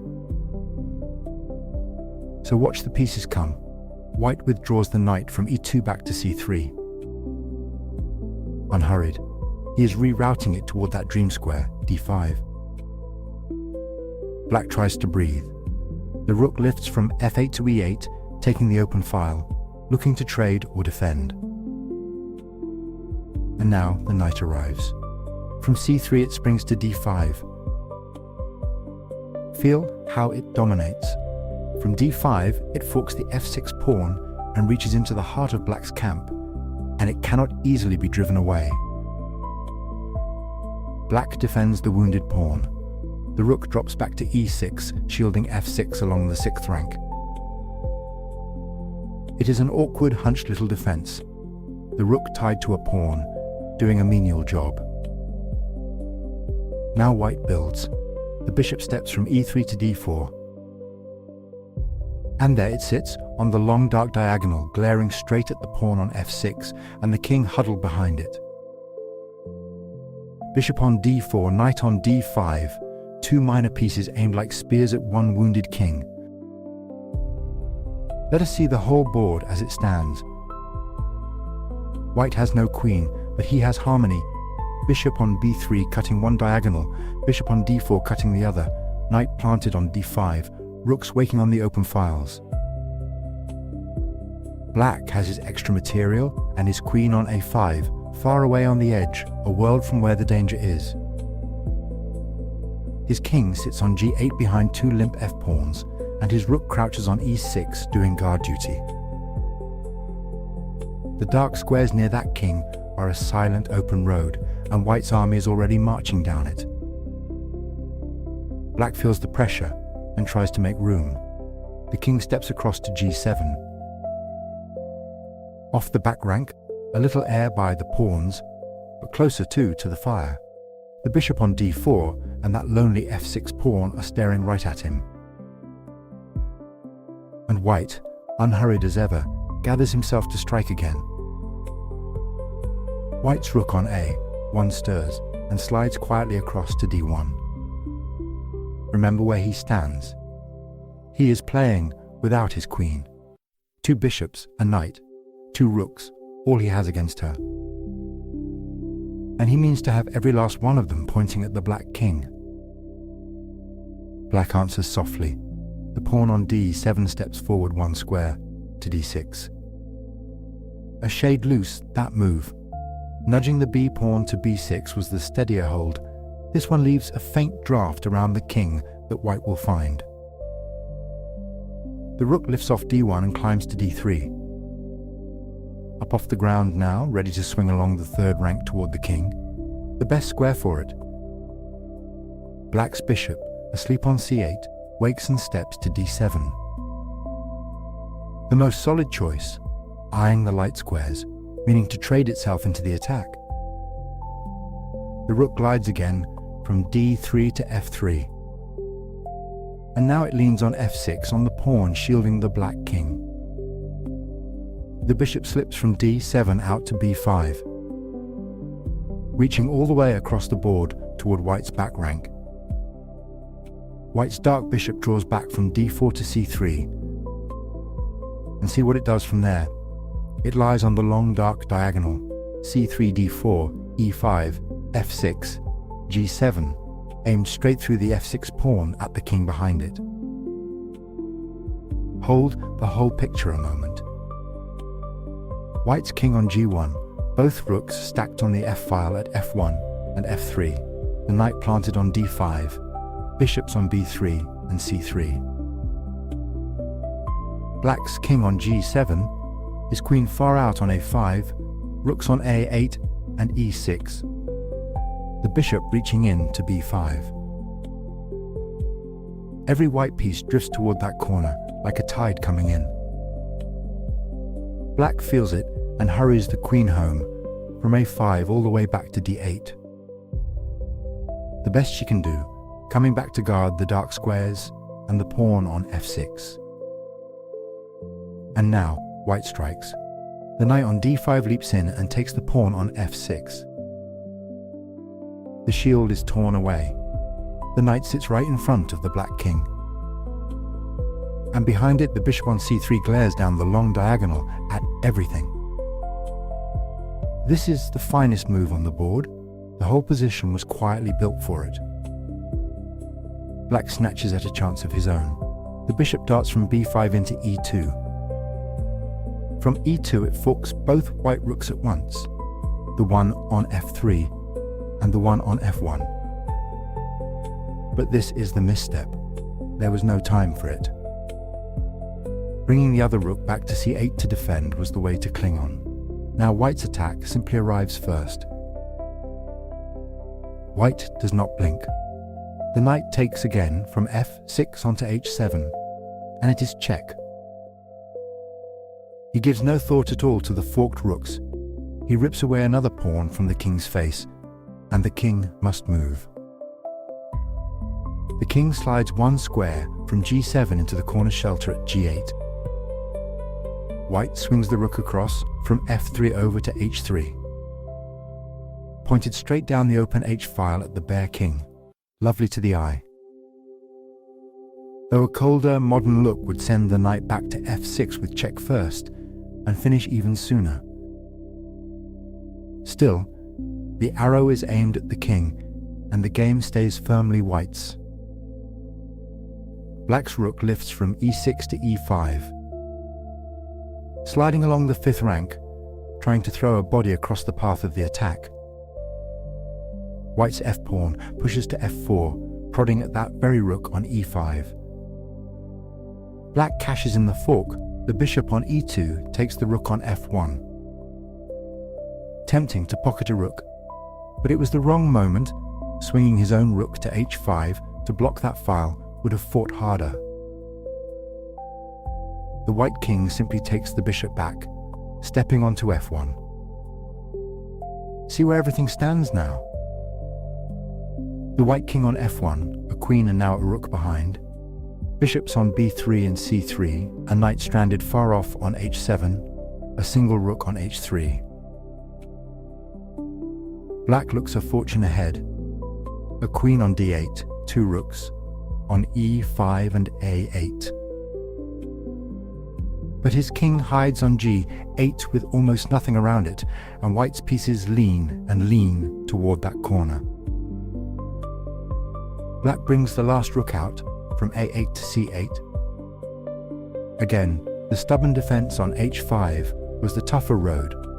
The h-file is where he will be hurt. White's dark bishop returns to d4, leaning once more on the rook at e5. Simply taking that rook was cleaner, but the bishop's aim at the king is hard to give up. Black pushes a pawn on the far wing, from b7 to b5. A little space gained far away from the fire. The knight, which has wandered from d5 to f6 to h7, now settles on g5. And from g5 it stares at two soft squares beside the king, f7 and h7. Black's rook slides along to c7, meaning to hold the 7th rank. Now let the whole board settle in your mind before what comes next. The black king sits on g8, behind a single pawn on g6 with one more guard on f7. His queen rests at home on d8, one rook out on e5, the other just come to c7. Pawns scattered on a7, b5, d6. White is still a whole queen down, but every piece he owns is trained on that one corner. The bishop on b3 rakes the light diagonal, b3, c4, d5, e6 straight into the pawn by the king. The bishop on d4 burns down the dark diagonal toward g7 and h8. The knight crouches on g5. The rook waits on h3, at the head of the open file. 3 pieces and a rook, all aimed at one square of shelter. Now watch. The bishop on b3 plunges in and takes the pawn on f7, check.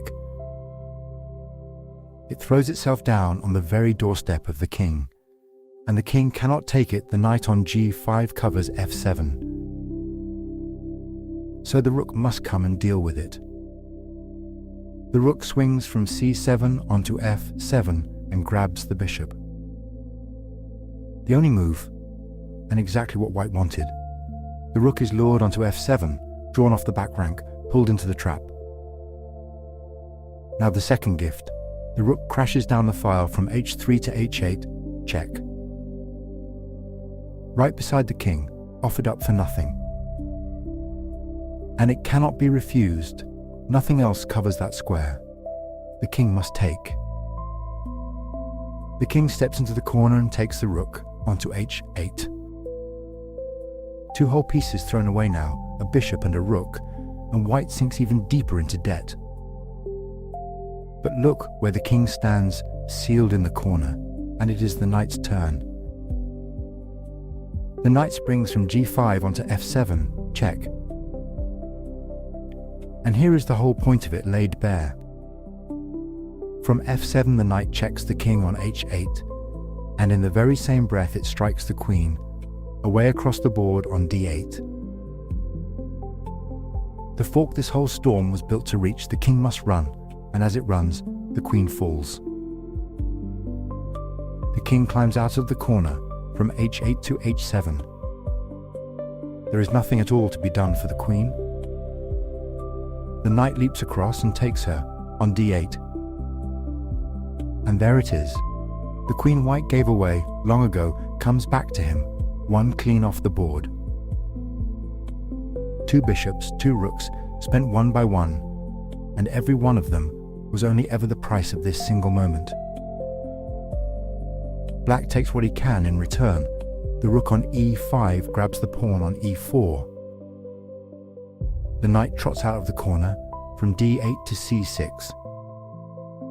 Safe and ready to come back into the fight. Black's rook sweeps down and takes the pawn on f4, with check. A last flicker of spite. The king is touched, and must step aside. The white king walks calmly across, from f1 to e2. Out of the checks, out of danger.